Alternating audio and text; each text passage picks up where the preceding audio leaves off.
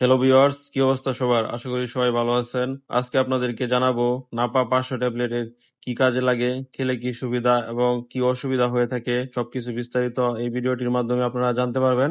তো ধৈর্য ধরে সম্পূর্ণ ভিডিওটি অবশ্যই দেখবেন। প্রায় সব সময় আমরা নাপা 500 ট্যাবলেট খেয়ে থাকি মাথা ব্যথা বা শরীর এবং জ্বরের জন্য। কিন্তু এই সাধারণ ওষুধের ব্যবহারের সঠিক মাত্রা এবং সতর্কতা আমরা জানি না অনেকেই।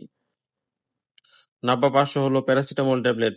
প্রতিটি ট্যাবলেট থাকে 500 মিলিগ্রাম প্যারাসিটামল, যা ব্যথা ও জ্বর কমানোতে সাহায্য করে। নাপা বা প্যারাসিটামল আমরা কোন কোন ক্ষেত্রে ব্যবহার করতে পারি?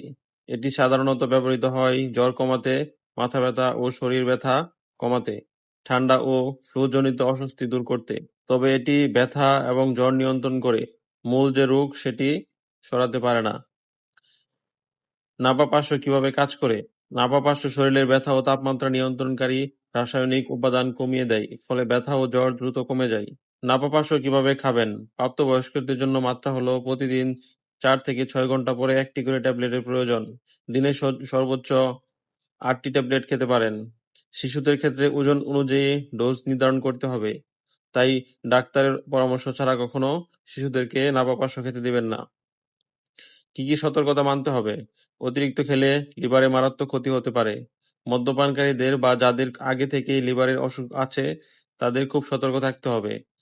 কখন ডাক্তার দেখাতে হবে? জ্বর যদি 3 দিনের বেশি থাকে, ব্যথা বারবার ফিরে আসে বা অতিরিক্ত ট্যাবলেট খাওয়ার প্রয়োজন হয় তাহলে অবশ্যই ডাক্তার দেখাতে হবে।